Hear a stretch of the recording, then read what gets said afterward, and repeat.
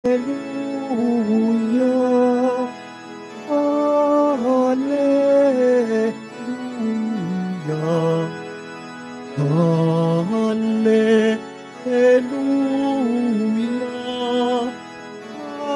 hallelujah.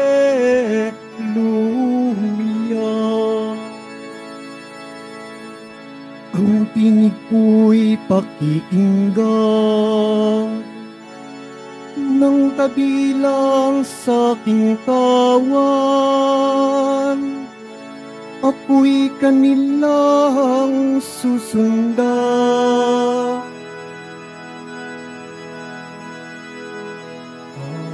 Hallelujah,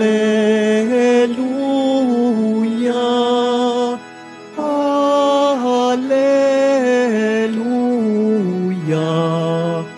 hallelujah, hallelujah.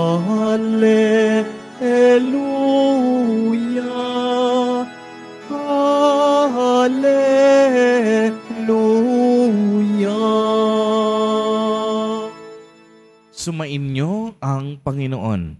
At sumaiyo rin. Ang mabuting balita ng Panginoon ayon kay San Mateo. Papuri sa iyo, Panginoon.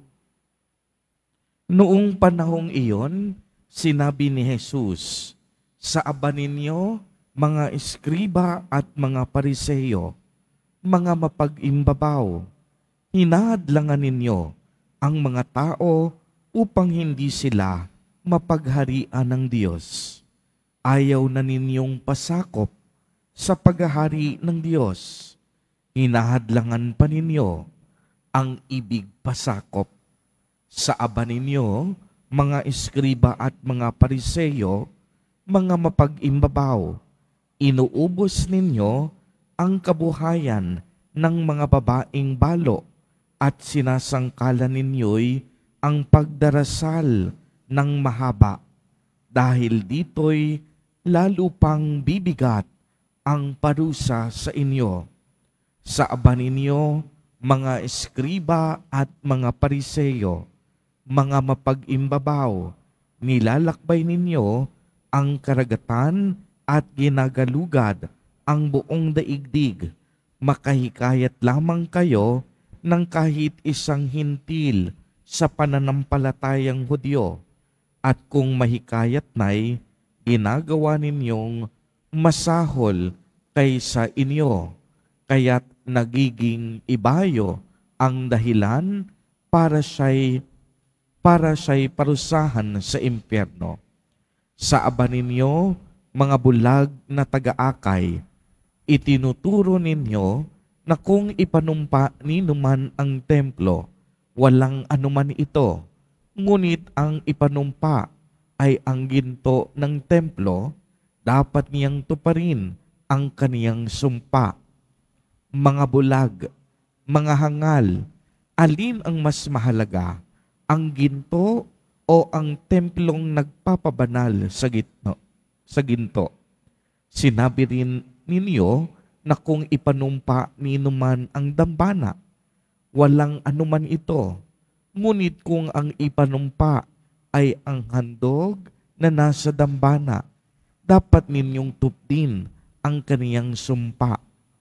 Mga bulag, alin ba ang mas mahalaga, ang handog o ang dambanang nagpapabanal sa handog?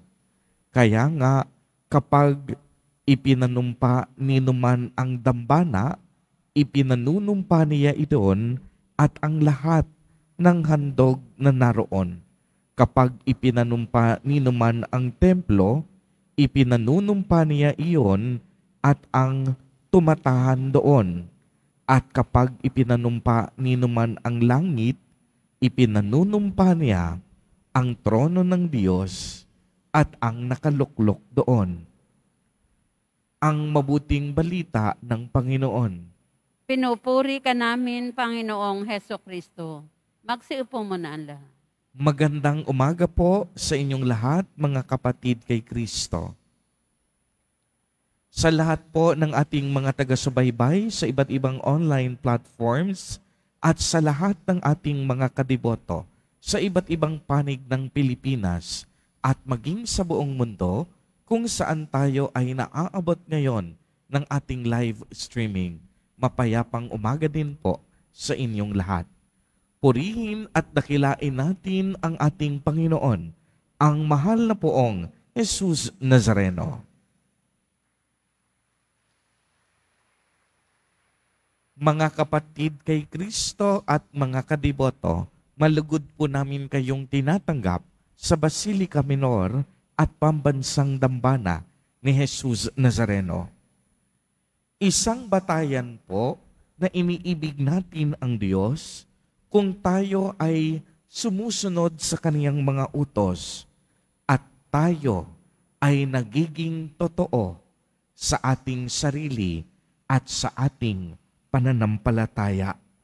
Narinig natin sa ating ebanghelyo na tinilugsa ni Jesus Nazareno ang mga eskriba at mga pariseyo dahil sa mga gawain at pananalita nito na mapagkunwari. Ibig sabihin, ang narinig natin kay Jesus, sila'y mapag-imbabaw. Nangangahulugan na ang iniisip nila ay mga sariling kapakanan, sariling interes, o yung pagpapa-impress sa ibang tao. Ngunit sa kaibuturan ng kanilang puso, hindi naman tunay ang kanilang pananampalataya. Ginagawa nila ang mga gawaing kabanalan upang sila'y papurihan at tignan o igalang ng ibang tao. Kaya nga masasabi natin, mahirap ang magpakabanal at mahirap maging totoo. Bagamat mahirap, hindi tayo pwedeng sumuko sa landas ng kabanalan sapagkat ipinagkaloob sa atin ni Jesus Nazareno ang banal na Espiritu. At ang banal na Espiritu ay ang siyang nagpapabanal sa atin. Ang banal na Espiritu ang nagbibigay, ang gumagabay at nagpapahayag sa atin ng tunay na katotohanan. Ang banal na Espiritu ang nagbibigay sa atin ng lakas upang tayo'y maging totoo sa ating isip, sa ating puso, at sa bawat nating paggawa. Mga kapatid kay Kristo, sa ating panahon ngayon, minsan masasabi natin na kung sino pa yung nagpapakatotoo, siya pa yung minsang napapahamak at nasisisi. Minsan kapag gumawa ka ng mabuti at tama, kinaiinggitan ka ng iba. Minsan, habang pinipilit mong magsimba, magdasal, magdebosyon, maging banal, mapalapit sa Diyos, saka ka naman hinuhusgahan ng ibang tao. Minsan, habang pinipilit mong magbagong buhay at gumawa ng mabuti, ay saka ka naman pag-iisipan ng masama ng iyong kaibigan at ng iyong kamag-anak at kakilala. Ito yung sinasabi ko po sa inyo. Hindi madaling gumawa ng mabuti at hindi madali ang magpakatotoo at sumunod sa kalooban ng Diyos dahil napakaraming hadlang. Subalit marami mang hadlang, hindi tayo titigil sa paggawa ng mabuti. Hindi tayo titigil sa pagiging totoo sa ating sarili at sa ating pananampalataya. Dahil nga kagaya ng nabanggit ko kanina, ang banal na Espiritu ang tumutulong sa atin upang maging dalisay ang ating mga puso. Ang banal na Espiritu ang tumutulong sa atin upang tayo'y maging banal.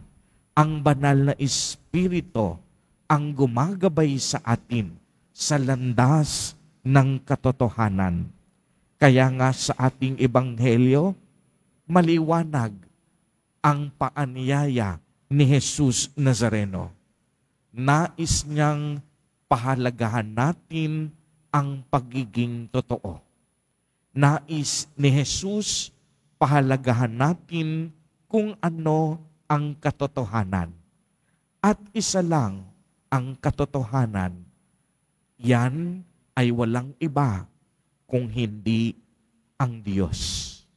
Nangangahulugan na dapat pahalagahan natin ang Diyos sa araw-araw ng ating buhay. Huwag tayong hihinto sa gawaing matuwid at tama. Kahit mahirap, kahit tayo'y magdusa, gagawin natin ito dahil mahal natin ang Diyos. Mga kapatid kay Kristo, piliin po natin na maging totoo sa lahat ng panahon at sa lahat ng pagkakataon.